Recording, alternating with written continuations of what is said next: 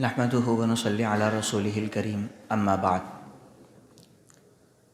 فلسطین پہ ہونے والے واقعات اور اس خطے کے اندر جو عروج و زوال رہے، اس کا سلسلہ جیسے استاد محترم نے بھی ذکر کیا کہ بہت ہی قدیم ترین سلسلہ ہے، اور فلسطین ایک ایسی سرزمین مقدس ہے جس سرزمین کے اوپر اس دنیا میں بسنے والے انسانوں کے 3 بڑے آسمانی مذاہب کا دعویٰ ہے کہ یہ سرزمین ہماری ملکیت ہونی چاہیے، چاہے وہ عیسائیت ہو، چاہے وہ یہودیت ہو، چاہے وہ اہل اسلام ہو۔ ان کا بنیادی نظریہ یہ ہے، مسلمانوں کا بھی دعویٰ ہے کہ بیت المقدس کی سرزمین ہمارا حق ہے، یہودیوں کا دعویٰ ہے بیت المقدس کی سرزمین ہماری میراث ہے، عیسائیوں کا دعویٰ ہے کہ بیت المقدس کی سرزمین ہمارے پاس ہونی چاہیے۔ ہر ایک کے پاس اس دعوے کے لیے کچھ دلائل موجود ہیں، اور ان دلائل کا صحیح معنوں میں جائزہ تاریخ کے اندر نکالنا ممکن ہے۔ اگر تاریخ کو چھوڑ دیا جائے اور اس کے بعد جائزہ لیا جائے تو وہ حقائق سامنے نہیں آتے، یہ معلوم نہیں ہوتا کہ اس زمین کا حقدار کون ہے۔ یہودی یہ سمجھتے ہیں کہ اس زمین کو ہم نے آباد کیا، اس سے پہلے اس زمین کو آباد کرنے والی کوئی قوم دنیا کے اندر نہیں تھی۔ سب سے پہلے حضرت سلیمان علیہ السلام نے یہاں پر اپنی عبادت گاہ تعمیر کی، جس کو ہیکل اور ٹیمپل کے نام سے جانا جاتا ہے۔ ان کا دعویٰ یہ ہے کہ وہ جو ٹیمپل تھا، وہ جو ہیکل سلیمانی تھا، جس کو 2 دفعہ اس کو تخریب کی گئی، اس کے ٹکڑے ٹکڑے کیے گئے، اس ہیکل کو بنانا ہمیں اس ذلت سے نکلنے کے لیے، ہماری ذلت اور پستی کے خاتمے کے لیے اس ہیکل کی تعمیر ضروری ہے۔ اور اس نظریے کو لے کر وہ سمجھتے ہیں کہ بیت المقدس کی سرزمین ہماری میراث ہونی چاہیے۔ لیکن جناب نبی کریم صلی اللہ علیہ وسلم نے آج سے 1400 سال قبل یہ ارشاد فرمایا تھا۔ حضرت سیدنا ابو ذر رضی اللہ تعالیٰ عنہ ارشاد فرماتے ہیں، میں نے حضور سے عرض کیا، یا رسول اللہ، کون سی مسجد تھی جو زمین پر سب سے پہلے بنائی گئی؟ آپ نے ارشاد فرمایا، مسجد الحرام۔ حضرت آدم نے مسجد حرام کی تعمیر کی۔ پھر میں نے عرض کیا، یا رسول اللہ، اس کے بعد کون سی مسجد بنائی گئی؟ کون سی زمین تھی جو مسجد الحرام کے بعد آباد ہوئی؟ وہ زمین کون سی تھی؟ آپ نے عرض کیا، مسجد اقصیٰ تھی۔ حضرت آدم نے مسجد اقصیٰ کو بھی تعمیر کیا۔ پھر سوال کیا، یا رسول اللہ، حضرت آدم نے جو تعمیر کی، بیت اللہ اور اس تعمیر کے درمیان کا فاصلہ کتنا تھا؟ کتنے سال کا عرصہ گزرا؟ وہ زمین کب سے آباد ہوئی؟ آپ نے فرمایا 40 سال کا عرصہ درمیان میں تھا۔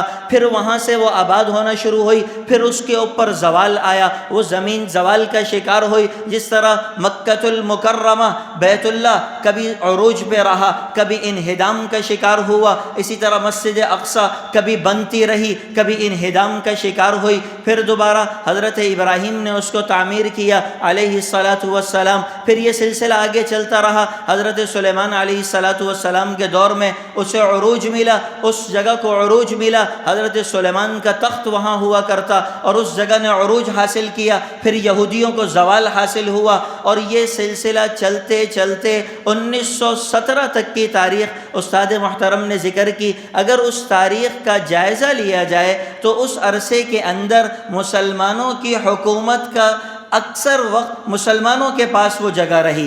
آپ علیہ الصلاۃ والسلام کی بعثت کے بعد سے لے کر سن 15 ہجری سے لے کر 1917 تک کے عرصے کے اندر 100 سے 120 سال کا وقت تھا جو غیر مسلموں کے پاس یہ علاقہ گیا، بقیہ مسلمانوں کے پاس یہ علاقہ رہا۔ جب یہ علاقہ مسلمانوں کے پاس تھا تو آج یہ دعویٰ کیسے کیا جا سکتا ہے کہ 2000 نہیں 4000 سال قبل ہمارے جد امجد نے وہاں ایک عمارت بنائی تھی؟ اس 4000 سال پرانی عمارت کی وجہ سے وہ جگہ ہمیں واپس لوٹا دی جائے؟ اگر اس نظریے کو تسلیم کر لیا جائے، اس نظریے کو قبول کر لیا جائے، تو دنیا کے سارے نقشے بدل جائیں گے۔ اس لیے کہ خلافت عثمانیہ مراکش میں بھی تھی، پورے یورپ کے علاقوں پر بھی خلافت عثمانیہ قائم تھی، تو پھر وہ سارے ہماری میراث ہونے چاہیے، ان سب پر ہمیں حق حاصل ہونا چاہیے۔ لیکن 1917 سے قبل کچھ یورپ کے اندر کچھ یہودیوں کے خلاف واقعات ہوئے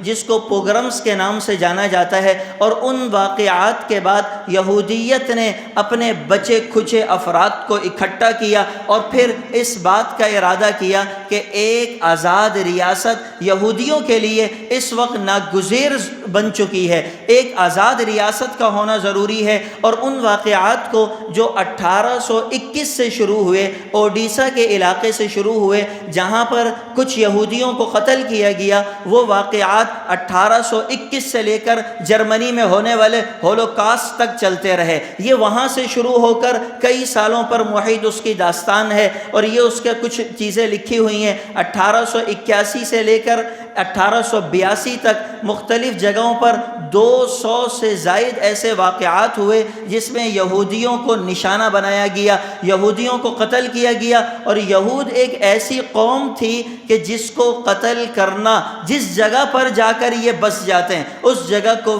فساد کا شکار کرتے ہیں، اس جگہ کو تخریب کا شکار کرتے ہیں، اس جگہ پہ قتل و غارت کرتے ہیں۔ اس کے نتیجے میں خود یورپ ہی یہودیوں کو مارتا رہا۔ آج جو یورپ یہودیوں کا سرپرست بنا ہوا کھڑا ہے، آج جو یورپ یہودیوں کی پشت پناہی کر رہا ہے، وہی یورپ 1800 عیسوی کے اندر یہودیوں کے لیے سب سے بڑا قاتل بنا ہوا تھا۔ ان کی حرکات کی وجہ سے ان کے لیے قاتل تھا۔ پھر اس نے اس زہر کو اٹھا کر یورپ سے نکال کر مسلمانوں کے علاقے میں لا کر آباد کر دیا۔ یہ وہ واقعات اور یہ وہ نقشہ بنا ہوا ہے جن جگہوں پر 1821 سے لے کر 1900 تک جن جگہوں پر یہودیوں پر مظالم ہوئے۔ سب سے زیادہ رشین امپائر وہ جگہ تھی جو سب سے آخر کے اندر بنی ہوئی ہے، جو جامنی رنگ کے اس سے ظاہر کیا ہوا ہے۔ رشین امپائر وہ جگہ تھی جہاں پر سب سے زیادہ یہودیوں کو قتل کیا گیا۔ اس کے بعد دوسری جگہ جو گلابی رنگ کی ہے، یہ وہ جگہ تھی جہاں پر یہودیوں کے قتل کے واقعات رشین امپائر کے مقابلے میں کم ہوئے۔ جرمن امپائر اس جگہ کے، یہاں پر جرمنی کی حکومت تھی۔ اور اس کے بعد یہ جو کچھ پیلے علاقے اور ہرے علاقے دکھائی دیتے ہیں، یہاں پر بھی یہودیوں کے خلاف واقعات ہوئے۔ ان ساری صورتحال کو دیکھتے ہوئے صہیونیت کا بانی تھیوڈور ہرٹزل نے 1896 میں ایک کتاب لکھی، الدولۃ الیہودیہ، یہودی ریاست کے نام سے ایک کتاب لکھی۔ اس کتاب میں یہ نظریہ پیش کیا کہ یہودیوں کے لیے فلسطین کی سرزمین پر ایک ریاست قائم کی جائے۔ اور 1897 میں سوئٹزرلینڈ کے شہر باسلو میں ان کا اجلاس ہوا، جس میں 300 سربرآوردہ یہودیوں نے شرکت کی۔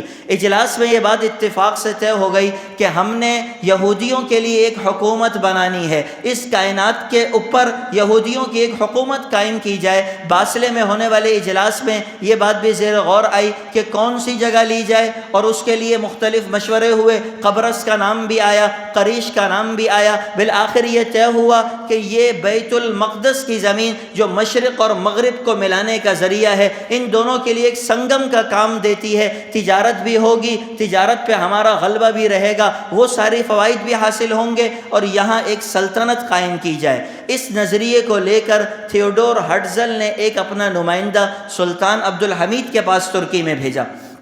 سلطان عبدالحمید نے اس نمائندے سے ملاقات کی۔ اس نمائندے نے پیشکش کی، خلافت عثمانیہ قرضوں کے بوجھ تلے دبی ہوئی تھی، خوب قرضہ چڑھا ہوا تھا، خلافت کے پیر اب ڈگمگانا شروع ہو چکے تھے، اور خلافت پر قرضہ کا بوجھ تھا۔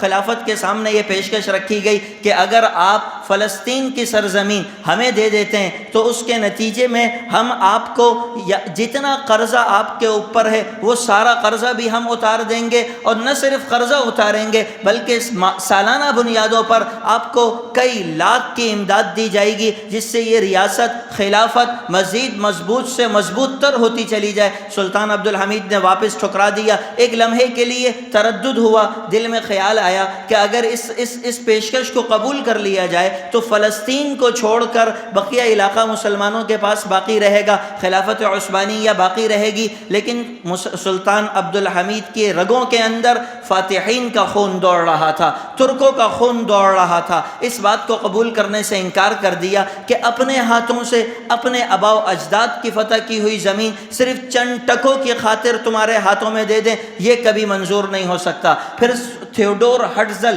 خود ملاقات کے لیے آیا، سلطان عبد الحمید سے ملاقات کی، پھر ان کو یہی پیشکش دوبارہ کی، سلطان عبد الحمید نے انکار کر دیا اور اپنے ناخن سے کچھ مٹی کھرچنے کے بعد کہا یہ مٹی بھی میں تمہیں دینے کے لیے تیار نہیں ہو، تم یہ جو ناخنوں میں آنے والی مٹی ہے اگر تم اس کا سودا کرنا چاہتے ہو، تم سمجھتے ہو کہ مسلمانوں کی غیرت مر چکی ہے اور یہ مٹی ہم خرید لیں گے، تم ساری دنیا کی دولت اکٹھا کرو، یہودیوں کا مال جمع کرو اور اس مال کو لے کر آؤ، اور آنے کے بعد یہ مٹی لینا چاہو تو ہم یہ مٹی نہیں دے سکتے، ہاں اگر تمہیں یہ سرزمین چاہیے تو تم انتظار کرو، ہماری لاشوں کے گرنے کا انتظار کرو، ہمارے خون بہنے کا انتظار کرو، ہمارے بچوں کے قتل ہونے کا انتظار کرو، پھر اس کے بعد تمہیں مل جائے تو تم جو چاہو کر لینا۔ اس کے بعد تھیوڈور ہرٹزل نے برطانیہ سے ملاقات کی، برطانیہ کو یہ پیشکش کی کہ اگر آپ ہمارے ساتھ معاونت کریں تو برطانیہ کے ساتھ ہم بھی معاونت کریں گے اور اس علاقے میں یہودیوں کی ریاست قائم کی جائے۔ اور اس کے بعد برطانیہ نے خلافت عثمانیہ کے خلاف جنگ شروع کی، جس میں شاہ حسین بن علی شریف مکہ مکرمہ کے اندر خلافت عثمانیہ کی طرف سے مقرر کردہ گورنر تھے، جنہوں نے مسلمانوں کے خلاف بغاوت کی۔ برطانیہ نے اس سے پہلے اپنا زور لگایا، لڑائیاں کی خلافت کے ساتھ، کسی لڑائی میں کامیاب نہیں ہوئے، مسلمان مضبوط تھے، بیرونی طاقت مسلمانوں کو کبھی نہیں ہلا پائی، اندرونی طاقت نے مسلمانوں کو ہمیشہ کمزور کیا۔ جب مسلمان زوال کا شکار ہوئے، جب شکست سے شکار ہوئے، اندرونی طاقتیں تھیں جنہوں نے ان کو کمزور کیا۔ حسین بن علی نے غداری کی اور خلافت کے خلاف بغاوت کر دی، اور جو پٹریاں بچھی ہوئی تھی ترک سے لے کر عرب تک، ان پٹریوں کو ڈائنامائٹ لگا کر اڑا دیا گیا، اور اس کے بعد برطانیہ نے وہاں پر بھی حملہ کر دیا، اور 1917 میں جا کر اس علاقے پر برطانیہ کی حکومت قائم ہوئی۔ 1917 کے اندر حکومت قائم ہونے کے بعد برطانیہ نے بالفور کے نام سے ایک اعلامیہ جاری کیا، اور اس اعلامیہ کے 1917 کے اندر جب یہ معاملات تبدیل ہو گئے تو اس کے بعد دنیا کا نقشہ کچھ اس طرح تبدیل ہو چکا تھا۔ دنیا کے اندر جو اس وقت حکومتیں چل رہی تھیں ان کا نقشہ کچھ اس طریقے سے تھا کہ کس علاقے پر کس کی حکومت ہے۔ جو ہلکے رنگ کا گلابی ہلکے رنگ میں پایا جاتا ہے اس پر برطانیہ کی حکومت تھی، یہ درمیان کا جتنا علاقہ ہے اس سب پر برطانیہ کی حکومت تھی، اور برطانیہ کی ہی حکومت مسجد اقصیٰ کے اوپر تھی، اور عراق کا علاقہ برطانیہ کے پاس تھا۔ اس کے عراق کا علاقہ برطانیہ نے فرانس کو دے دیا تھا۔ برطانیہ اور فرانس یہ دو متحد تھے اس جنگ کے اندر۔ برطانیہ نے مسجد اقصیٰ اپنے پاس رکھی، عراق فرانس کے حوالے کر دیا، اور اس وقت دنیا کی کچھ یہ تقسیم اور یہ صورتحال تھی۔ اس جگہ برطانیہ کی حکومت قائم ہونے کے بعد برطانیہ نے بالفور کے نام سے ایک اعلامیہ جاری کیا، ایک ڈکلیریشن جاری کیا، جس اعلامیہ کا مقصد یہ تھا کہ اس سرزمین مقدس کے اوپر یہودیوں کی ایک حکومت قائم کی جائے گی، اور اس حکومت کو بنانے کے اندر برطانیہ ان کا سب سے بڑا معاون اور مددگار ہوگا، برطانیہ ان کو سپورٹ کرے گا، اور اس حکومت کو برطانیہ وہاں پر قائم کرے گا۔ اور اس اعلامیے کے جاری کرنے کے بعد مختلف علاقوں سے یہودیوں نے ہجرت شروع کی۔ وہ یہودی جو 1917 کے اندر فلسطین میں صرف 50,000 کی تعداد میں تھے، آبادی کے تناسب کے لحاظ سے 6% کی تعداد میں تھے، 94% عرب اس جگہ پر رہتے تھے، 94% مسلمانوں کا غلبہ تھا وہاں پر، 94% مسلمان اس زمین کے مالک تھے۔ پھر اس کے بعد یہودیوں کو لایا گیا، ان کو بسایا گیا، اور ان کو بسانے کے لیے مختلف قسم کے پروپیگنڈے اختیار کیے گئے، مسلمانوں پر مختلف قسم کے مظالم ڈھائے گئے۔ ان مظالم میں سے ایک تو صورت یہ ہوتی تھی کہ مسلمانوں پر ٹیکس عائد کیا گیا، کل آمدن جتنی ہوتی بغیر اخراجات الگ کیے اس آمدن کا 35% سرکار اپنے قبضے میں لے لیتی، اور بقایا 65% کے اندر اخراجات بھی نکالنے، اگلی بار کی تیاریاں بھی کرنی، وہ مسلمانوں کے لیے مسائل بن گئے۔ اور اگر وہ ٹیکس ادا کرنے میں کامیاب نہ ہو پائے تو طریقہ کار یہ تھا کہ مسلمانوں کی زمینیں ضبط کر لی جاتی۔ 50,000 ایکڑ زمین کے اوپر جو قبضہ کیا گیا، اس قبضے کے اندر مسلمانوں کو صرف چند پاؤنڈ دے کر 50,000 ایکڑ زمین پر قبضہ کیا گیا، اور اس کا اصول یہی بنایا گیا تھا کہ وہ 35% ٹیکس وصول کیا جاتا، اور اگر ٹیکس دینے میں ناکام ہو جاتے تو زمینیں مسلمانوں سے لیتے جاتے۔ 8,000 عرب کاشتکاروں کو اس موقع کے اوپر زمین سے دربدر کیا گیا، ان سے ان کی زمینیں لے لی گئیں۔ پھر دوسری طرف اور مختلف قسم کے مظالم تھے، عرب کے اوپر پابندی تھی کہ تم کوئی اسلحہ نہیں رکھ سکتے، کوئی اسلحہ تمہارے پاس نہیں ہونا چاہیے، یہاں تک کہ اگر کسی کسان کے پاس سے کوئی درانتی مل جاتی، کوئی چاقو مل جاتا، اس درانتی کو رکھنے کے جرم میں سزائے موت دے دی جاتی، اس کو پکڑا جاتا، اس کو گھروں سے نکالا جاتا اور موت کے پھندے پہ چڑھا دیا جاتا کہ تم ایک کسان ہو، درانتی تم نے کیوں رکھی؟ خنجر تو رکھنے کا تصور نہیں ہو سکتا تھا۔ مسلمانوں کو غیر مسلح کیا گیا، یہودیوں کو مسلح بنایا گیا، ان کی آبادی کو بڑھایا گیا، اور اس عرصے کے اندر فلسطین کی آبادی کے تناسب میں تبدیلی لائی گئی۔ 50,000 سے یہودیوں کی آبادی بڑھا کر 5 لاکھ تک کی گئی۔ اس 30 سال کے عرصے کے اندر 50,000 سے 5 لاکھ تک یہودیوں کو لا کر اس خطے کے اندر آباد کیا گیا، اور اس کے لیے مسلمانوں سے زمینیں ہتھیائی گئیں، ان پر ظلم و ستم کیے گئے، اور یہودیوں کو دوسری طرف مراعات سے نوازا گیا۔ یہودیوں کو اس بات کی اجازت تھی کہ وہ جب زمین لینا چاہیں سرکار ان کو امداد دے گی، یہودی اگر کاشتکاری کرنا چاہیں سرکار ان کو معاوضہ دے گی، یہودی جب فصل تیار کر لیں اور یہ فصل بازار میں بیچنے کے لیے جائیں تو جتنی فصل کی رقم بنتی ہے وہ رقم دوبارہ سرکار انہیں فراہم کرے گی۔ اگر رقم 10 لاکھ روپے بنتی، سرکار 10 لاکھ اپنے پلے سے ادا کرے گی، اور یہ وہ رقم تھی جو عرب مسلمانوں سے چھینی گئی، عرب مسلمانوں کو محروم کیا گیا، اور یہ رقم دے دے کے ان کو مضبوط کیا گیا، یہاں تک کہ 1947 کا وقت آ گیا۔ 1947 یہ 1917 کا نقشہ بنا ہوا ہے، جس میں فلسطین کی آبادی ہرے رنگ سے ظاہر کی گئی ہے۔ یہ فلسطین کا نقشہ ہے، اور اس نقشے کے اندر یہودیوں کی آبادی نیلے رنگ سے ظاہر کی گئی ہے۔ یہ 31 اکتوبر 1917 کو پورے فلسطین کے اندر یہودیوں کا وجود نہیں دکھ رہا، سوائے چند نقطوں کی صورت میں ان کا وجود تھا۔ پھر ان کو میراث کا دعویٰ یاد آ گیا، اس میراث کے دعوے نے آگے کی صورتحال تبدیل کی، یہاں تک کہ 1947 تک 30 سال کے عرصے کے اندر یہودیوں کی پشت پناہی کے باوجود، ان کی معاونت کے باوجود، سرکار ان کے جو علاقے بڑھا سکی وہ اتنے سے ہو سکے۔ اس وقت جب 1947 کا زمانہ تھا، اس وقت بھی صرف 6% زمین کے مالک یہودی تھے، 94% زمین اس وقت بھی عرب کے پاس تھی، 6.5% کے مالک وہ تھے، 93.5% کے مالک عرب تھے، ان کے پاس سرزمین تھی۔ 1947 کے اندر برطانیہ نے ایک اجلاس بلایا، اس اجلاس کا مقصد یہ تھا مسئلہ فلسطین کو حل کیا جائے، اور حل اس طرح نہ کیا جائے جو اس کے حقائق ہیں، جو اس کے تقاضے ہیں، جو اس کے مطالبات ہیں، اس کے مطابق حل نہیں کرنا تھا۔ حل یہ کرنا تھا کہ اس فلسطین کو اٹھا کر یہودیوں کی گود میں دے دیا جائے، اور اس اجلاس کے اندر عرب حکمران بھی شریک تھے، فلسطین سے تعلق رکھنے والے جتنے اہم افراد تھے، سربر آوردہ افراد کو جمع کیا گیا، اجلاس بلایا گیا۔ اجلاس میں کوئی فیصلہ نہ ہو سکا، اجلاس بے نتیجہ ختم ہوا، اور برطانیہ نے اعلان کیا کہ یہ معاملہ اقوام متحدہ میں پیش کیا جائے گا۔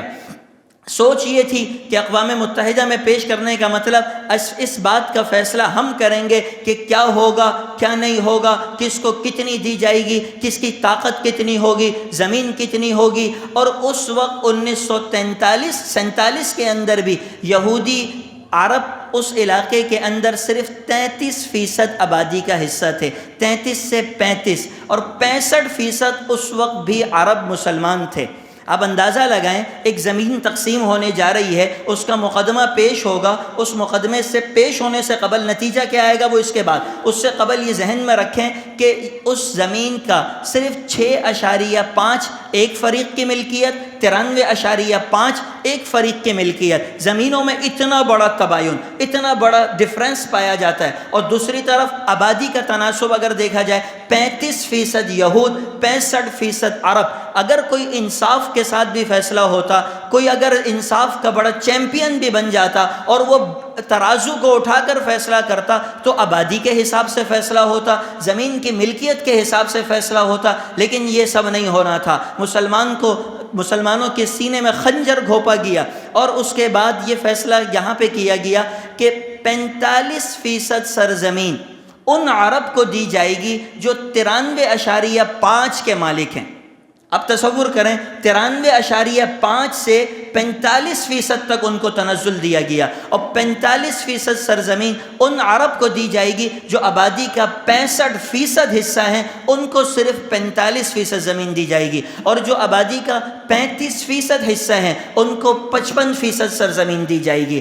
یہ وہاں سے یونائٹڈ نیشن سے ایک فیصلہ ہوا، اور یروشلم جو مسجد اقصی اور مقدس ترین جگہ ہے، اس جگہ اقوام متحدہ یونائٹڈ نیشن کے کنٹرول میں ہوگی، اور اس فیصلے سے قبل اقوام متحدہ نے 11 رکنی کمیشن بنایا۔ اس کمیشن کو بھیجا کہ جاؤ جا کے حالات کو دیکھو، اس کا جائزہ لو، آ کر فیصلہ کرو کیا فیصلہ کرنا ہے۔ 11 رکنی کمیشن پہنچا، حالات کا جائزہ لیا، واپس اقوام متحدہ آئے۔ آنے کے بعد 8 ممالک نے تقسیم کا فارمولہ پیش کیا۔ وہ 8 کے 8 ممالک یورپ میں بسنے والے تھے، یورپین ممالک تھے جنہوں نے تقسیم کا فارمولہ پیش کیا۔ ایران، ہندوستان اور یوگوسلاویہ، یہ 3 وہ ممالک تھے جنہوں نے اس علاقے کی تقسیم کے خلاف ووٹ دیا، اور ان کا نظریہ یہ تھا کہ اس علاقے کو تقسیم نہ کیا جائے بلکہ یونائٹڈ نیشن کی تحویل میں لے لیا جائے، یونائٹڈ نیشن اس علاقے کو دیکھے اور اقوام متحدہ کی جو فوجیں ہیں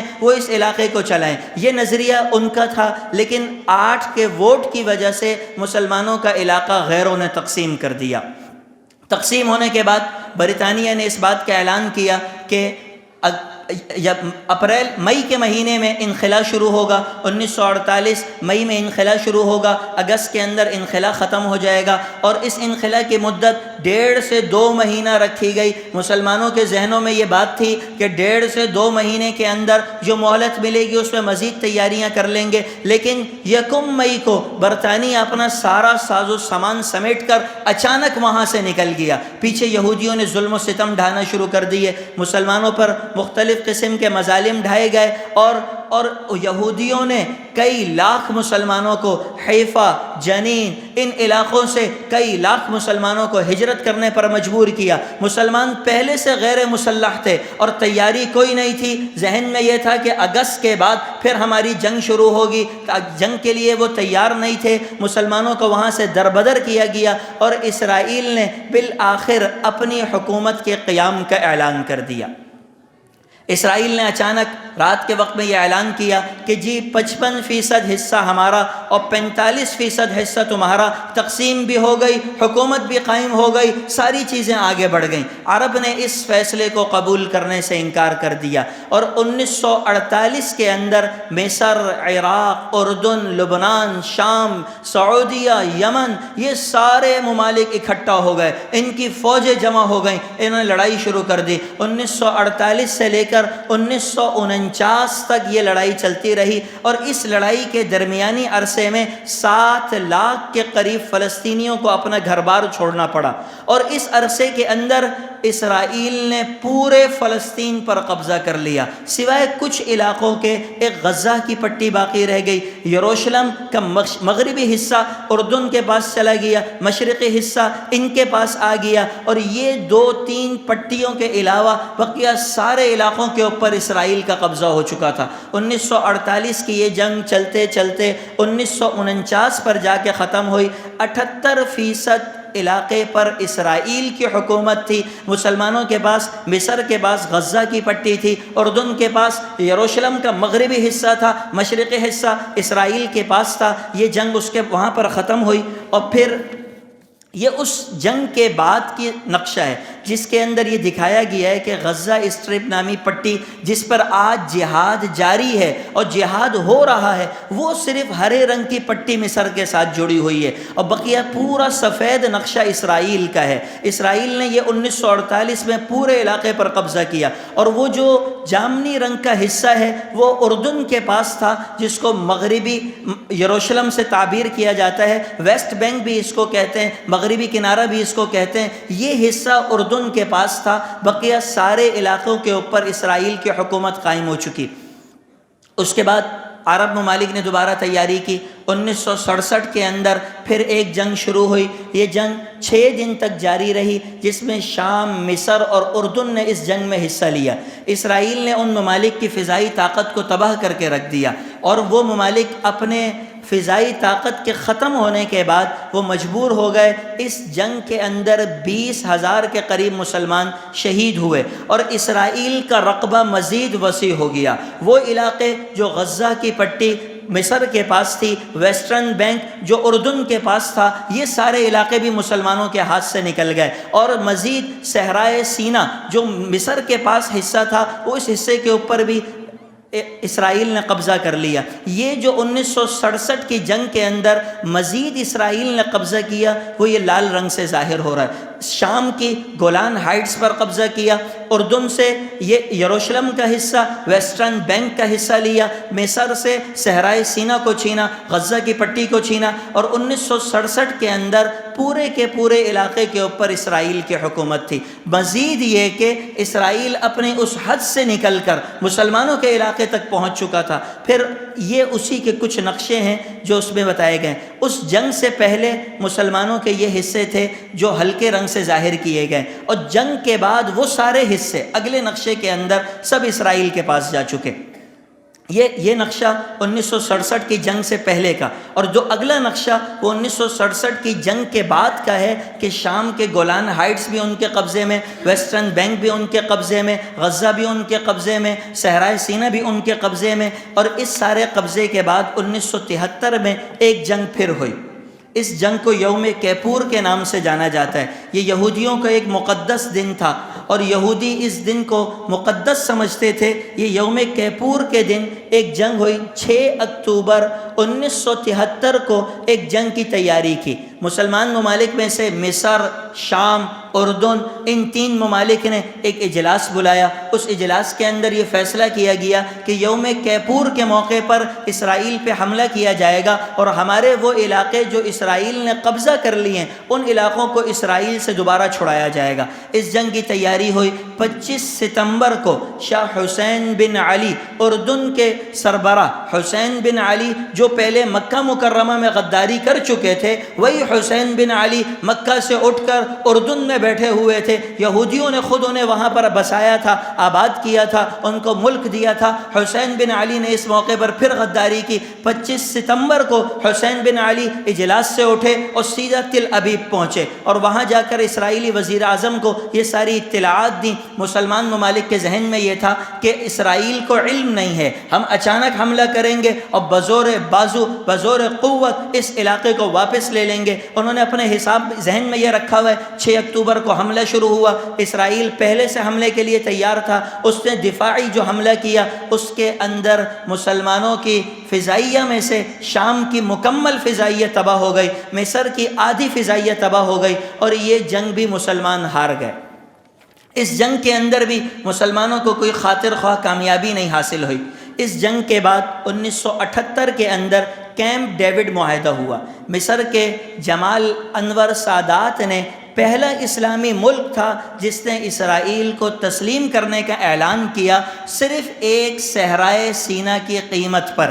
ایک صحرائے سینا کی قیمت کے اوپر یہ مصر نے اس بات کا اعلان کیا کہ ہم اسرائیل کو تسلیم کرتے ہیں، صرف اس شرط کے اوپر کہ یہ صحرائے سینا کا علاقہ جو چند گز کا علاقہ ہے، چند 100 کلومیٹر کا علاقہ ہے، یہ علاقہ ہمیں واپس دے دو۔ مسلمان بھائی ہمارے پستے رہیں، رولتے رہیں، اس سے ہمیں پرواہ نہیں۔ اس علاقے کو واپس لینے کے لیے 1978 میں امریکہ کی نگرانی میں یہ مذاکرات ہوئے، جس کو کیمپ ڈیوڈ معاہدے کے نام سے جانا جاتا ہے۔ اس معاہدے کے بعد پھر مسلمانوں کے اندر بے چینی تو پائی جاتی تھی، وہ بے چینی ان کے اندر پہلے سے موجود تھی۔ 1987 میں دسمبر کے اندر ایک واقعہ پیش آیا۔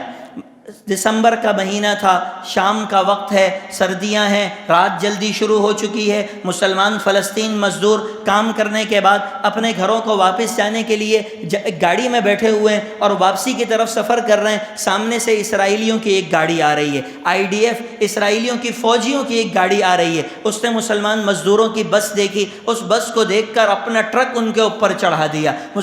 چار مسلمان اس حادثے کے اندر شہید ہوئے، اور ان کا خون ایسا ثابت ہوا جس نے عرب کے اندر ایک بیداری کی لہر پیدا کر دی کہ 1947 سے لے کر 1987 تک ہم نے اپنا سارا علاقہ لٹا دیا، اپنا سب کچھ تمہیں دے دیا، پورے علاقے کے مالک تم ہو گئے، تم کس پورے علاقے پر قبضہ کر چکے۔ اس کے بعد بھی مسلمانوں کا یہ حال ہے کہ ایک گاڑی ان کے اوپر چڑھا کر ان کو کچل دیا گیا۔ انتفاضہ کے نام سے ایک تحریک شروع ہوئی 1987 سے لے کر 1993 تک، 6 سال تک یہ تحریک چلتی رہی۔ اس کے بعد امریکہ نے اپنے زیر نگرانی 1993 کے اندر اوسلو کے نام سے ایک معاہدہ کروایا، جس معاہدے میں فلسطین کی طرف سے یاسر عرفات نامی ایک شخص پیش ہوئے، جو فلسطین اتھارٹی کی طرف سے ذمہ دار بن کر پیش ہوئے۔ انہوں نے معاہدہ کیا، معاہدے میں یہ طے پایا کہ اسرائیل فلسطین کے علاقے غزہ کو اسرائیل تسلیم کر لے گا،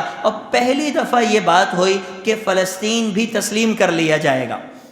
لیکن یاسر عرفات نے اس معاہدے میں کچھ غلطیاں بھی کی۔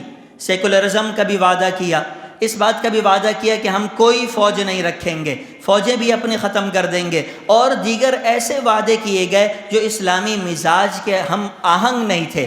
اور یاسر عرفات کا نظریہ بھی اس طرح کا تھا کہ مسلمان اس علاقے کو جہاد کے ذریعے نہیں فتح کریں، بزور بازو بزور قوت فتح نہ کریں، بلکہ مسلمان مذاکرات کرتے رہیں، مذاکرات اس ٹیبل پہ بیٹھیں، اس ٹیبل پہ بٹھایا جائے، اس سے اگلی ٹیبل پہ بٹھایا جائے۔ اور 1993 کے معاہدے کا حشر کیا ہوا؟ اسرائیل نے اس معاہدے کو نامنظور کر دیا، عوام نے اعلان کیا وزیر اعظم کا معاہدہ نامنظور ہے، کوئی معاہدہ ہم تسلیم نہیں کرتے، یہاں تک کہ اس وزیر اعظم کو بھی قتل کر دیا، اس وزیر اعظم کو بھی قتل کر دیا گیا۔ اس کے بعد پھر دوبارہ دوسری انتفاضہ، دوسری تحریک شروع ہوئی 1993 کے بعد۔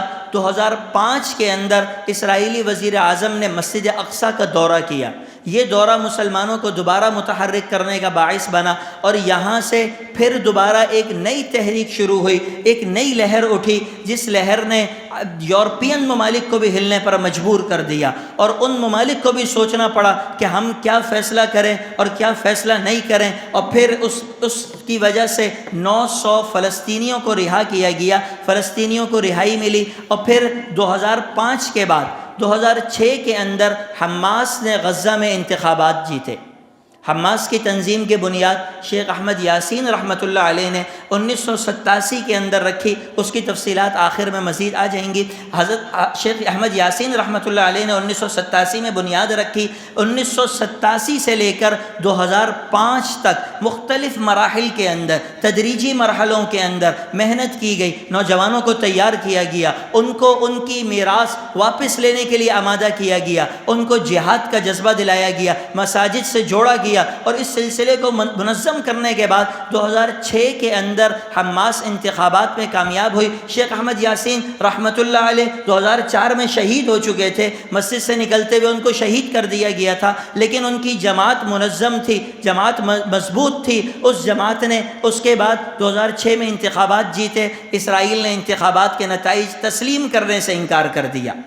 مسلم اکثریت، فیصلہ مسلمانوں کا، اسرائیل نے کہا میں نہیں مانتا۔ اسی طرح یاسر عرفات جو اس PLO کی تنظیم کے بانی تھے، انہوں نے بھی ماننے سے انکار کر دیا۔ 2006 سے لے کر 2007 تک PLO اور حماس کے درمیان جنگ جاری رہی۔ 2007 میں حماس نے غزہ پر مکمل قبضہ، مکمل کنٹرول حاصل کر لیا۔ 2007 میں کنٹرول ہونے کے بعد مختلف موقعوں کے اوپر اسرائیل اور حماس کی لڑائی چلتی رہی، مختلف موقعوں کے اوپر 2008 میں بھی لڑائی ہوئی، 2009 میں ہوئی، 2012 میں ہوئی، 2014 میں ہوئی، اور اگر ان لڑائیوں کے درمیان تناسب دیکھا جائے تو ہلاک ہونے والے اسرائیلیوں کی تعداد شہید ہونے والے مسلمانوں کے مقابلے میں چند فیصد کے اندر شمار ہوگی۔ 2014 کے اندر 2251 فلسطینی شہید ہوئے اور مقابل کے اندر 74 اسرائیلی مردار ہوئے۔ اب تناسب دیکھیں کہ جنگ چل رہی ہے اور اس جنگ کے اندر اسرائیل کتنے لوگوں کو شہید کر رہا ہے، اور اس کے بعد پھر 2014 یہ کچھ ایک نقشہ ہے جس کے اندر فلسطین جو تاریخی فلسطین تھا برطانیہ کے آنے سے قبل، یہ اس کا نقشہ دیا گیا ہے پہلے میں، جس میں یہ واضح ہے کہ 100% حصے کے مالک عرب تھے، کوئی یہودی اس علاقے میں نہیں تھا، کسی یہودی نے اس علاقے کو آباد نہیں کیا، یہ غلط نظریہ ہے کہ یہودیوں کی میراث ہے۔ اس کے بعد 44% کے مالک عرب ہوئے، بقیہ حصے کے مالک اسرائیل ہوئے۔ اقوام متحدہ کی قرارداد کی روشنی میں 1947 میں یونائٹڈ نیشن فلسطینین پلان، اس کے بعد اس سے اگلا نقشہ 1967 کا ہے جس میں 78% حصے کے اوپر اسرائیل کا قبضہ ہوا، 22% حصہ مسلمانوں کے پاس باقی رہا، اور اس کے بعد پروجیکٹڈ پلان 2020 ٹرمپ کا پلان تھا۔ یہ 2020 کا یہودیوں کا منصوبہ، ٹرمپ کا منصوبہ اوپر لکھا ہوا ہے، ٹرمپس پروجیکٹڈ پلان۔ 2020 کا یہ ہدف تھا کہ 85% پہ اسرائیل ہوگا اور 15% کے علاقے کے اوپر مسلمان ہوں گے۔ اس کے بعد پھر حماس نے تیاریاں کی، اور جو 7 اکتوبر کو جہاد شروع ہوا، جو جنگ شروع ہوئی، اس جنگ کے نتائج کیا آئے، اور اس کے حوالے سے ایک آخر میں بات آ جائے گی۔ مسجد اقصیٰ، ہمارے میں وقت مختصر ہے، بات کو جلد از جلد ختم کرنے کی کوشش کروں۔ مسجد اقصیٰ کی یہ تصویر ہے، ہمارے یہاں یہ ایک بات پھیلائی جاتی ہے کہ مسجد اقصیٰ صرف قبۃ الصخرہ کا نام ہے، جو درمیان میں زرد رنگ کا گنبد بنا ہوا ہے، اس کو مسجد اقصیٰ کہتے ہیں۔ کبھی ہمیں اس کے مقابل یہ کہا جاتا ہے مسجد اقصیٰ یہ نہیں ہے، اس کے مقابل یہ جو سب سے آگے گنبد بنا ہوا ہے قبلی مسجد جسے کہتے ہیں، اس مسجد کا گنبد دکھایا جاتا ہے اور بتایا جاتا ہے یہ مسجد اقصیٰ ہے۔ جان لیں کہ مسجد اقصیٰ 144 ایکڑ پر محیط علاقے کا نام ہے، کوئی ایک حصے کا نام مسجد اقصیٰ نہیں ہے، 144 ایکڑ کے اوپر پورے علاقے کا نام اقصیٰ ہے، کوئی حصہ کسی اور کا نہیں ہے، سارا کا سارا حصہ ہمارا ہے۔ یہ قبلی مسجد ہے، اور اس طرف کے دروازے کو باب المغاربہ کہتے ہیں۔ اسی کے برابر کے اندر براق کے نام سے مسجد بنی ہوئی ہے، جہاں پہ جناب نبی کریم صلی اللہ علیہ وسلم نے معراج کے سفر پر اپنے گھوڑے کو اس جگہ پر باندھا تھا، اور اس کے ساتھ جو دیوار ہے اس کو یہودی دیوار گریہ کہتے ہیں۔ یہودیوں کا دعویٰ یہ ہے کہ حضرت سلیمان علیہ السلام نے 960 قبل مسیح 3000 سال پہلے جو ٹیمپل تعمیر کیا تھا، جس کو بخت نصر نے ٹکڑے ٹکڑے کیا، ٹائٹوس نے ٹکڑے ٹکڑے کیا، ایرانیوں نے اس کو ٹکڑے ٹکڑے کیا، وہ جو 3000 سال قبل جو ٹیمپل تھا، اس ٹیمپل کے کچھ پتھر اس دیوار کے اندر لگے ہوئے ہیں۔ اگرچہ رہنا ناممکن سی بات ہے، یہ ناممکن ہے کہ 3000 سال قبل کے پتھر یہاں لگے ہوئے ہوں، لیکن دعویٰ یہ ہے کہ 3000 سال پرانے پتھر اس دیوار میں ہیں، اس لیے اس دیوار پہ ہم عبادت کرتے ہیں۔ اور آپ اندازہ لگائیں اس دیوار کی اہمیت اتنی ہے کہ یہ مغربی سمت ہے، اس کے برابر میں حارۃ المغاربہ، مسلمانوں کا ایک قصبہ تھا جس کو حارۃ المغاربہ کہتے تھے۔ اسرائیل نے 1960 کے بعد صرف اس نیت سے کہ یہاں پر یہودیوں کا اجتماع زیادہ تعداد میں ہو سکے، پورے علاقے کو 6 دن کے اندر خالی کر دیا، صرف اس لیے کہ یہودی اس دیوار کے پاس جمع ہو سکیں۔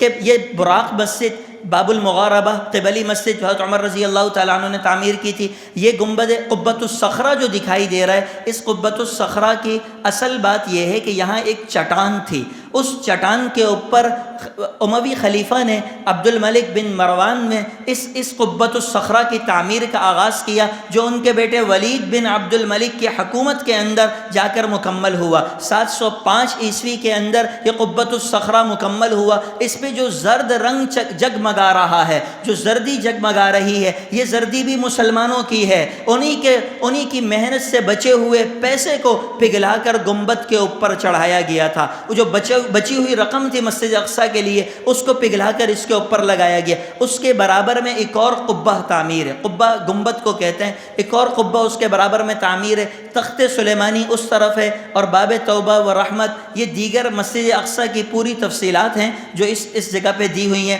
کہ باب توبہ کہاں ہے، باب رحمت کہاں ہے۔ تخت سلیمانی اس جگہ کے اوپر رکھا ہوا ہے۔ یہودیوں کا دعویٰ یہ کہ یہ جو قبۃ الصخرہ ہے اس کے نیچے ایک چٹان ہے، ایک پہاڑ کے اوپر ہے۔ یہ پہاڑ حضرت سلیمان علیہ السلام نے اس کے اوپر ہیکل بنایا تھا، یہاں پر تخت رکھا تھا، اس کو شہید کر کے یہاں پر دوبارہ ہیکل تعمیر کرنا ہے، یہ ان کے نظریوں میں سے ہے۔ یہ اس پہاڑ کی کچھ تصویر ہے، اس پہاڑ کا نقشہ ہے جو تصویر وہ رہی، اور یہ اس کا نقشہ۔ اس پہاڑ کو کہا جاتا ہے کہ اس پہ حضرت داؤد علیہ السلام کا تخت رکھ کر حضرت سلیمان علیہ السلام بیٹھے تھے، اور اس تخت کی بنیاد پر وہ یہ دعویٰ کرتے ہیں۔ اس کے بعد یہ تصویر ہیکل سلیمانی کی ہے جس کو یہودی بنانے کا منصوبہ رکھتے ہیں۔ اس مسجد کو شہید کر کے اس جگہ پر جو ہیکل تعمیر کیا جائے گا وہ اس طرح کا ہوگا۔ جو دعویٰ یہ کہ حضرت سلیمان نے بنایا تھا، آج ہم اس کو دوبارہ یہاں پر بحال کریں گے۔ یہ ہیکل سلیمانی کی کچھ تصویریں ہیں، اور اس کے بعد ہیکل سلیمانی کا یہ پورا نقشہ بنا ہوا ہے۔ مغرب اپنی تیاریوں میں لگا ہوا ہے، مسلمان سوئیں، مسلمان جو بھی کرے خواب غفلت میں رہیں، مغرب کو اس سے کوئی سروکار نہیں ہے، وہ اپنی تیاریاں کر رہا ہے، آج کی نہیں 50 سال بعد کے منصوبے تیار کر رہا ہے، اس کے بعد کی فکر میں لگا ہوا ہے، اور مسلمان اپنی فکر کے اندر لگے ہوئے ہیں۔ یہ ایک اور ہمارے یہاں یہ سمجھا جاتا ہے کہ یہ لڑائی حماس نے شروع کی۔ اگر ہیکل سلیمانی بن جاتا ہے تو کیا ہو جائے گا؟ یاد رکھنا چاہیے کہ اسرائیل کا منصوبہ صرف فلسطین کا علاقہ نہیں ہے، اسرائیل کا منصوبہ ہیکل سلیمانی کی تعمیر نہیں ہے۔ جو اسرائیلی وزیر اعظم یہ دعویٰ کرتے ہیں کہ جی ہم تو عرب کے مخالف نہیں ہیں، سارے دعوے باطل ہیں، کوئی ایسا منصوبہ نہیں۔ ان کا اصل منصوبہ یہ ہے۔ منصوبہ کیا ہے کہ دجلہ سے لے کر نیل تک اور لبنان سے لے کر مدینہ منورہ تک ساری سرزمین ہماری ہے۔ یہ ایک روایت، ایک ٹکڑا تورات کا وہ اپنی طرف سے خود ساختہ بنایا ہوا ایک ٹکڑا پیش کرتے ہیں کہ ارضک یا اسرائیل من دجلۃ الی النیل ومن الارض الی النخیل۔ ارض صنوبر کو کہتے ہیں جو لبنان میں بکثرت پائے جاتے ہیں، لبنان کے پرچم کے اوپر بھی صنوبر کی تصویر، اور نخیل کھجوروں والی سرزمین مدینہ منورہ تک ان کا منصوبہ ہے، اور یہ اس منصوبے کے لیے تیاریاں کر رہے ہیں کہ کسی طریقے سے وہ منصوبہ ان کا مکمل ہو جائے۔ اللہ اس سے ہم سب کو بچا کر رکھے۔ سیاسی جماعتیں فلسطین میں کون کون سی جماعتیں سرگرم رہیں؟ الفتح نامی تنظیم جس کو PLO بھی کہا جاتا تھا، یاسر عرفات اس کے بانی تھے، اور دیگر صالح خلف، خلیل الوزیر، یہ لوگ اس جماعت کے بانی تھے۔ کچھ عرصے تک یہ اسرائیل کے ساتھ مذاکرات اور یہ ساری چیزیں چلتی رہیں، لیکن شیخ احمد یاسین رحمۃ اللہ علیہ جو معذور تھے، ویل چیئر پر تھے، کسی حادثے کی وجہ سے معذور ہو گئے، ویل چیئر پر رہے، لیکن نوجوانوں میں ایسا جذبہ زندہ کر گئے، اس جذبے کی بنیاد پر 1897 میں جس تحریک کی بنیاد پڑی، وہ تحریک چلتے چلتے 7 اکتوبر 2023 کو نتیجہ خیز ثابت ہوئی، اس کے نتیجے اب سامنے آنے لگے۔ یہ شیخ احمد یاسین رحمۃ اللہ علیہ کا کچھ تعارف ہے کہ انہوں نے 1987 میں حماس تشکیل کی، اس سے پہلے وہ مصر میں بھی پڑھنے کے لیے گئے، اخوان المسلمین سے متاثر رہے، عربی کے ٹیچر رہے، اور پھر 2004 میں فجر کی نماز پڑھ کر نکلتے ہوئے ان کو شہید کر دیا گیا۔ اس کے بعد یہ غزہ کی پٹی ہے جس پٹی کے اوپر پوری دنیا کی نظریں لگی ہوئی ہیں۔ شاید ذہن میں یہ ہو کہ یہ پٹی کوئی بہت وسیع عریض رقبہ ہوگا، کوئی دولت سے مالا مال رقبہ ہوگا، کوئی بہت بڑی پٹی مسلمانوں کے پاس بچی ہوئی ہوگی۔ یا ذہن میں رکھنا چاہیے کہ یہ 21 بائی 41 کلومیٹر کی پٹی ہے۔ 41 کلومیٹر یہاں سے دھابے جی کا فاصلہ ہے، 41 کلومیٹر، اور 21 عرض کے اندر، طول میں 41 کلومیٹر۔ اس علاقے کے اندر 20 لاکھ فلسطینی مسلمان رہ رہے ہیں، اور یہ دنیا کی گنجان ترین آبادیوں میں سے یہ آبادی ہے۔ یہ اس پٹی کے اوپر سارے یورپ، ساری یہودیت، ساری عیسائیت کے ساتھ چند لاکھ مسلمانوں کی جنگ چل رہی ہے، اور الحمدللہ ثم الحمدللہ طاقت قوت ہونے کے بعد بھی آج غزہ کے مسلمانوں کے حوصلے نہیں ٹوٹے ہوئے۔ یہ کچھ اس پٹی کا، یہ کچھ اس کے متعلق، یہ اس کی ایک اور تصویر ہے، غزہ کے اندر کون کون سے علاقے بنے ہوئے ہیں۔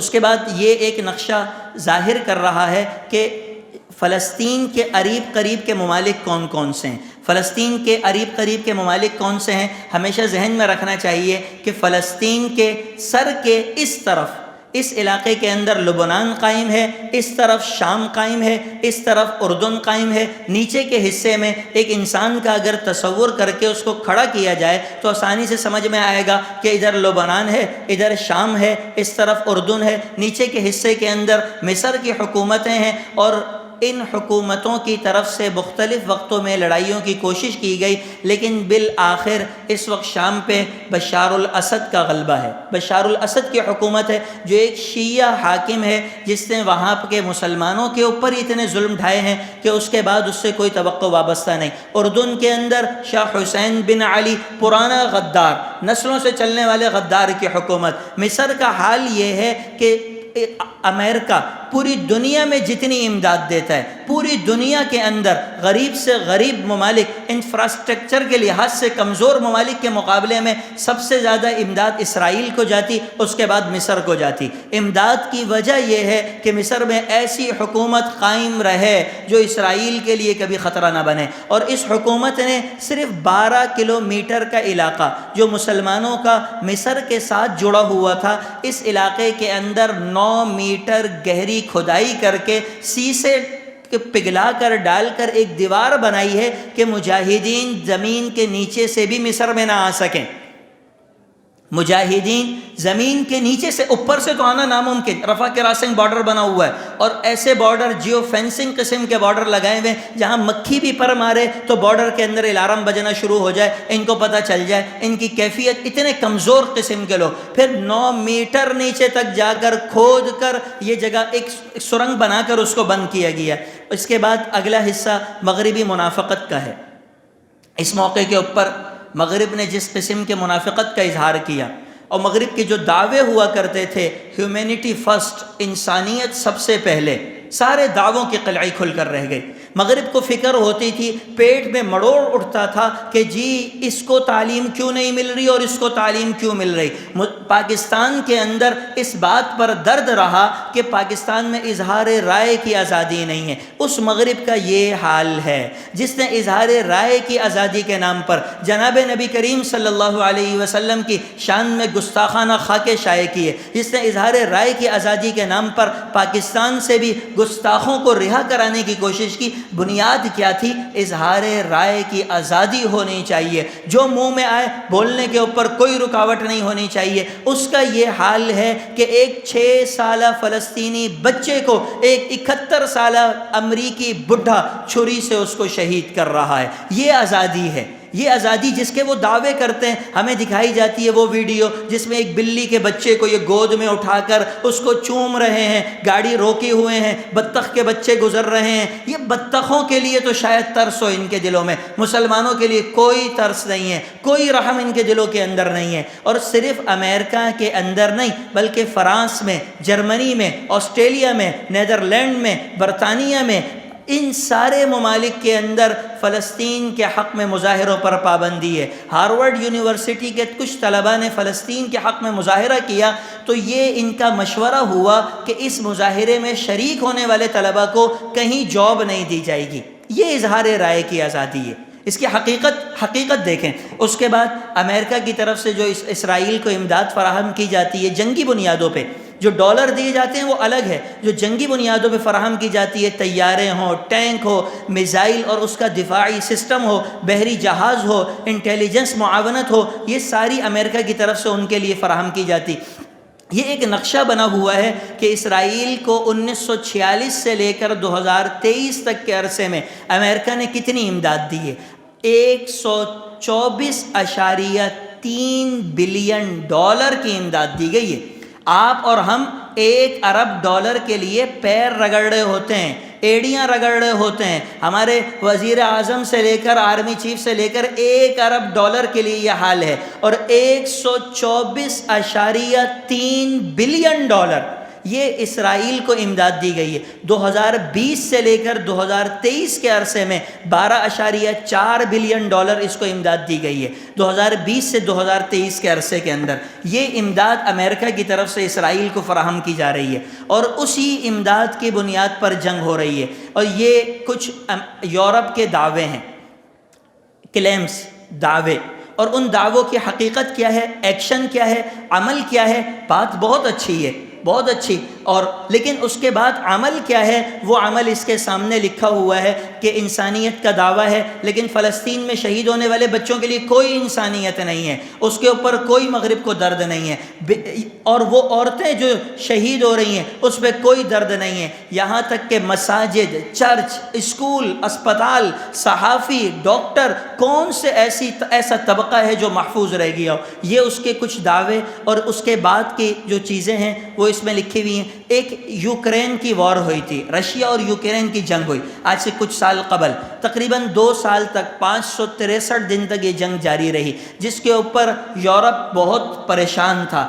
بہت زیادہ تکلیف تھی کہ جی یہ جنگ کیوں ہو رہی ہے، یہ لڑائی کس لیے ہے۔ اس جنگ کے کچھ اعداد و شمار لکھے ہوئے ہیں کہ اس جنگ کے اندر صرف 9614 لوگ 2 سال کے اندر قتل ہوئے، اس کے اندر جو بچے تھے وہ 554 تھے، اور اس جنگ کے 2 سال کے عرصے میں 17,535 لوگ زخمی ہوئے، ان میں 1,180 بچے تھے۔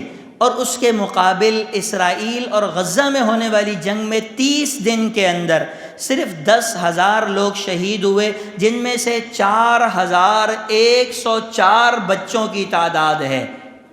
یہ وہ یورپ جو ہمیں بچوں کے حقوق سکھانا چاہتا ہے کہ بچوں کے حقوق کیا ہوتے ہیں اور کیا کیا جائے اور کیا نہیں کیا جائے، اس یورپ کا حال یہ کہ 4,104 بچوں کو شہید کیا گیا۔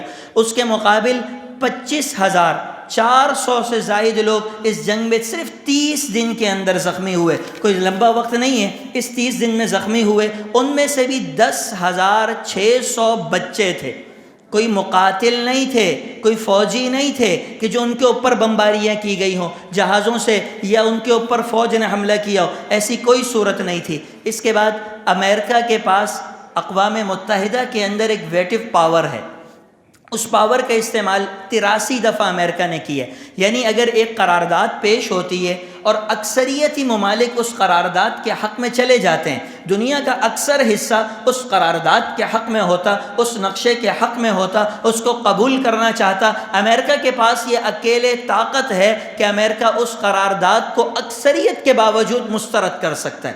یہ ہے جمہوریت، جو ان کے یہاں ہمیں جمہوریت کچھ پڑھائی جاتی، اپنے یہاں جو نظام بنایا ہوا کہ ایک امریکہ سب کو ایک طرف مسترد، جاؤ اٹھ جاؤ۔ 83 دفعہ امریکہ نے استعمال کیا، 83 میں سے 42 دفعہ یہ پاور اس لیے استعمال ہوئی کہ اسرائیل سے کوئی سوال نہیں کر سکتا، 42 دفعہ یہ طاقت اس لیے استعمال ہوئی۔ یہ آخری صفحہ، اس میں ان دنوں کے اندر جو فلسطین میں 49 دنوں میں جو وہاں پر حالات رہے، جو مسلمان شہید ہوئے اور جو تباہی کی صورتحال تھی، اس کا نقشہ ہے۔ 20,031 لوگ اس جہاد میں شہید ہوئے، ان میں سے 8,176 بچے تھے، 4,112 عورتیں تھیں، اور ٹوٹل 18,460 سویلین عام آدمیوں کو شہید کیا گیا، فوجیوں کو نہیں، مجاہدین کو نہیں، عام لوگوں کو بمباریاں کر کر کے عمارتوں کو گرایا گیا۔ یہ اس کے بعد اس علاقے کے اندر 17,30,000 لوگوں کو ہجرت کرنی پڑی، زخمی ہونے والوں کی تعداد 36,350۔ اس کے بعد نیچے جو علاقے مکمل تباہ ہو گئے ان کی تعداد 59,240، اور وہ علاقے جو جزوی طور پر تباہ ہوئے ان کی تعداد، وہ گھر، وہ مکان، وہ ہاسپٹل، جو چیزیں جزوی طور پہ تباہ ہوئیں کہ ایک حصہ گر گیا اور ایک حصہ باقی، ان کی تعداد 1,65,300 ہے۔ اتنی بڑی تعداد میں گھر گرائے گئے، اور وہ جو صحافی اس جنگ کے اندر شہید ہوئے ان کی تعداد 67 ہے۔ یونائٹڈ نیشن کا اصول ہے کہ صحافیوں کو کسی بھی جنگ میں نہیں مارا جاتا، پر یہاں 67 صحافی 49 دنوں میں شہید کیے گئے۔ اس کے علاوہ 140 ہیڈ کوارٹر شہید کیے، 246 اسکول گرائے، 1040 انڈسٹریل ایریے گرائے، 91 مسجدیں شہید کیں، 3 چرچ کو تباہ کیا، 446 جو اسٹاف تھا ڈاکٹر عملہ جس کو کسی بھی جنگ میں نہیں مارا جاتا، ان کو اس بات کی آزادی ہوتی ہے کہ وہ طبی امداد فراہم کریں، یہ ایک اصول طے شدہ ہے، اس میں بھی 446 ڈاکٹروں کو انہوں نے مارا، 124 اسپتالوں پر حملے کیے۔ یہ صرف 49 دن کی صورتحال ہے، جو 49 دن کی جنگ میں، اس میں مغرب کا پردہ بھی چاک ہوا، مسلمانوں کی حالت زار بھی سامنے آئی کہ مسلمان اس وقت کتنے کمزور اور کس حالت کا شکار ہیں۔ ان حالات کو دیکھنا چاہیے۔ اور میں آخری بات کروں کہ مغرب کے نعروں سے متاثر نہیں ہونا چاہیے، یہ ایک بنیادی بات سمجھنے کی ضرورت ہے۔ مغرب کے نعرے مختلف آتے ہیں، کبھی عورت کے حقوق کا نعرہ آ جاتا ہے، کبھی کسی اور قسم کا نعرہ آ جاتا ہے، بچوں کے حقوق کا نعرہ، مزدوروں کے حقوق کا نعرہ، طبی عملے کو آزادی اظہار رائے کا نعرہ، آپ کے نبی کی گستاخی ہو جائے آپ منہ بند رکھیں گے، اس لیے کہ اظہار رائے کی آزادی تو حاصل ہے، اور دوسری طرف صحافیوں کو خود مار رہے ہیں، اسپتالوں کو خود تباہ کر رہے ہیں، جو مذہبی جگہیں ہوتی ہیں ان کو عالمی سطح پر تحفظ ہوتا ہے، مساجد شہید ہو رہی ہیں، چرچ گرائے جا رہے ہیں، اس کے اندر مسلمان بھی مارے گئے، شہید ہوئے، غیر مسلم بھی جو عیسائی وغیرہ ڈاکٹر تھے، کچھ صحافی تھے جو وہاں پر کام کر رہے تھے، فیلڈ میں تھے، ان کو بھی مار دیا گیا۔ اس پوری جنگ کا یہ کچھ خلاصہ تھا۔ اللہ رب العزت ہمیں اس کو سمجھنے کی توفیق عطا فرمائے، اور مغرب کی طرف سے کیے جانے والے پروپیگنڈوں کی حقیقت بھی سمجھنے کی توفیق دے۔ اصل جو حقوق ہیں اور جو باتیں ہیں وہ جناب نبی کریم صلی اللہ علیہ وسلم نے تا قیامت تک بتلا دیں، کوئی بات نہیں باقی ہے، کوئی حق کسی کا باقی نہیں ہے۔ حضور نے جو بتلا دیا من وعن دے دیں، اس سے زیادہ حق کسی کا نہیں۔ دونوں کے حقوق کا تقاضا یہ، چاہے وہ حق کسی بھی لحاظ سے ہو، مزدور ملازم کا ہو، فیکٹری کے اندر کام کرنے والوں کا ہو، کسی بھی لحاظ سے حقوق ہو، آپ علیہ الصلوۃ والسلام کی تعلیمات جامع ہیں، مکمل ہیں۔ یہ ان کے صرف نعرے ہوتے ہیں جن نعروں کے پیچھے لوگوں کو گھمایا جاتا ہے۔ اللہ رب العزت ہمیں ان کو سمجھنے کی توفیق عطا فرمائے۔ وآخر دعوانا الحمدللہ رب العالمین۔